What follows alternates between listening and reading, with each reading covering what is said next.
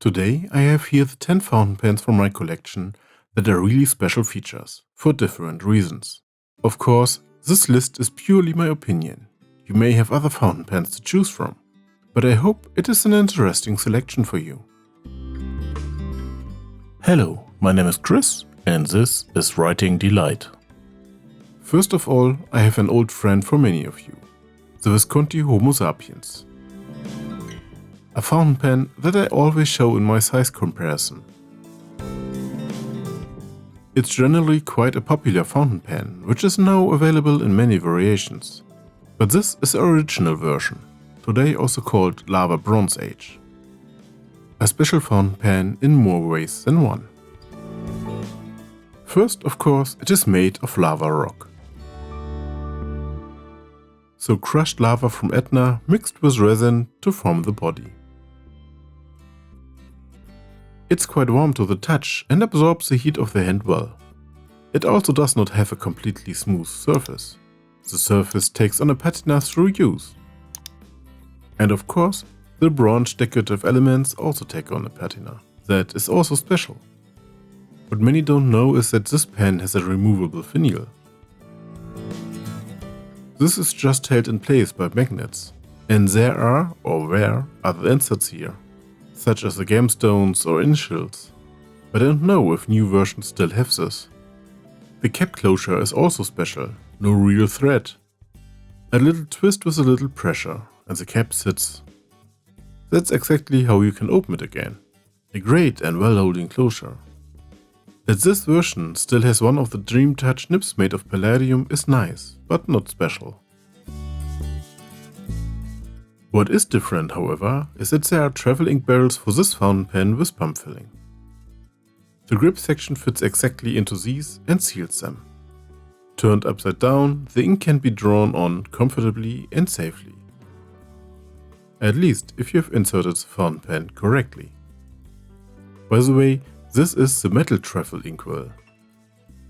There was also a cheaper version, purely made of plastic. This fountain pen is a little plain for now. It's the online timeless wood.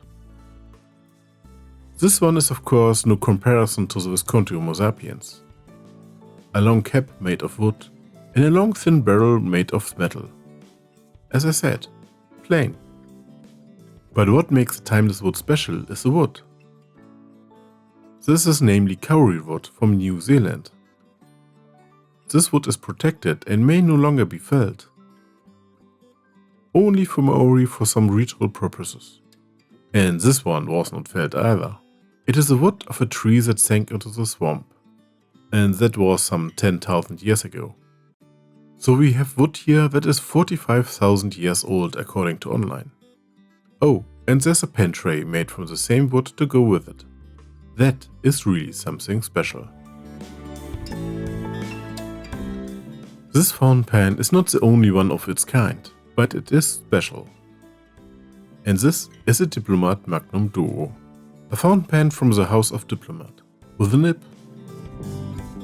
And at the barrel end we have a screw of cap, under which there's a ballpoint pen.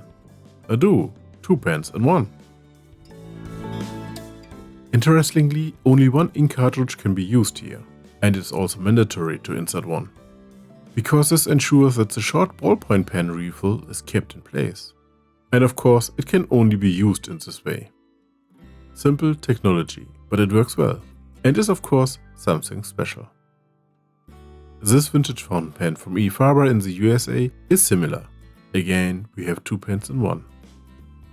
But this time it is a pencil. By turning the tip, the pencil lead extends here. The fact that we also have a leather fountain pen here is special these days, to be sure. But it is also a vintage fountain pen.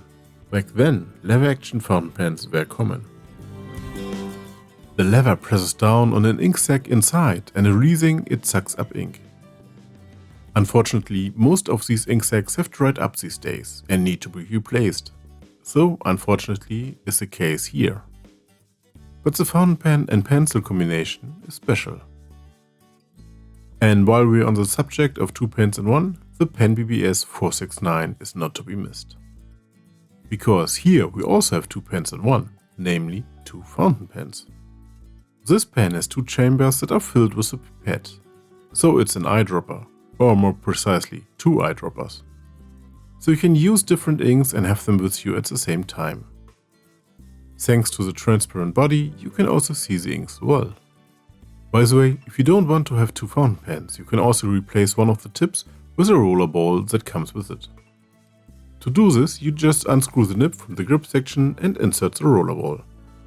A funny idea that definitely makes the penBBS special. But let's move on to the Rotring 600. To my knowledge, even a specimen from the 2nd series. A fountain pen with 6 faces, which comes in a rather industrial look. The grip section ribbed, which provides a good grip, and a plain nib. But the special thing is the finial. This is rotatable and has a small window on the side. Under here you can see the nib thickness. As already mentioned, you can turn it and adjust it to the correct nib thickness. So you can also see in which nib thickness this fountain pen was available. Why is it? It's a design element of the series. With the pencils, for example, it's important because you can easily mark the hardness of the lead. This is what marks the 600 series and makes this pen special.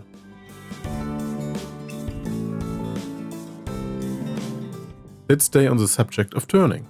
This is the Pilot Justus 95, a smartly designed fountain pen with a fine pattern and the black synthetic resin of the barrel. A fine decoration on the clip and a nib with a bridge. Because here, directly under the nib, you can adjust the hardness of the flex by turning. The nib always has the same flex, but how light or hard you want to use it, you can set here, completely individually through the writer. If that's not something special. This fountain pen was also once the object of a film here from me, namely the Sheaffer Snorkel. A really special fountain pen. Not only because the nib shape is quite unusual nowadays, but because of the filling technique.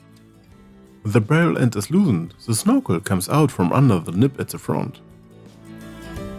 The ink is then sucked up through the snorkel when the barrel end is pulled out and pressed back in. When you screw it back in, the snorkel retracts. Really special. A very interesting technique, but also a technique with which you can empty an inkwell really well, without any aid. Unfortunately, yes, discontinued for a long time, but a very special pen. Here we have the Omas Emotica, a fountain pen with a black body and matte silver decorative elements. Under the clip-on cap we have the titanium nib that flexes well. Such a nib is already rare, but the special feature here is a clip. Because this one can be opened. You can use the cap to put the fountain pen down while writing. A simple folding mechanism and the bipartition provide here for a safe stand, even with loosely inserted fountain pen. An eye catcher, which also happens to write beautifully. Here we have the Waldmann P2000, or more precisely Précieux 2000, because this fountain pen has a typical shape of the normal silver Précieux. But that's what makes it stand out. Yes, there are plenty of black fountain pens out there, but this fountain pen is not just a limited edition fountain pen. Each fountain pen is made from exactly one old service weapon of the police of Lower Saxony, Germany, namely from a Heckler & Koch P2000, which, instead of being sold, was melted down here and made into a fountain pen. Each fountain pen bears the serial numbers of the service weapon next to the copy number. 1000 copies exist worldwide, and 40 euros of the purchase price was donated to the Weißer Ring, a victim protection organization. Swords to plowshares, pistols to fountain pens.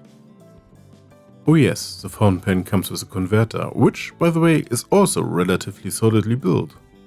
Here we have a mechanism made of metal at the end, and the inkwell, which came with it, also solid, made of metal. To top it off, by the way, the fountain pen came in an original Heckler & Koch gun box, converted to a fountain pen box. A very special specimen, but not for fans of light fountain pens. And now the Montblanc Boheme. A small fountain pen that has a small decorative stone on the clip, and its barrel end looks a little strange. When you unscrew the cap, you notice that there's no nib to be seen, but don't worry, it's there. When you screw the cap onto the barrel end, the nib comes out, and you can write. When you unscrew the cap, the nib retracts. Of course, you can also turn the barrel end by hand, but that's not so magical. But the barrel end has one more special feature.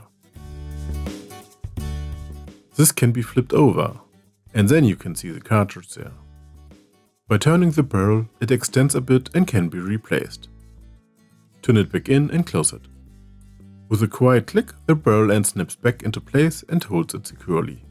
However, this means that you can only use this fountain pen with one cartridge.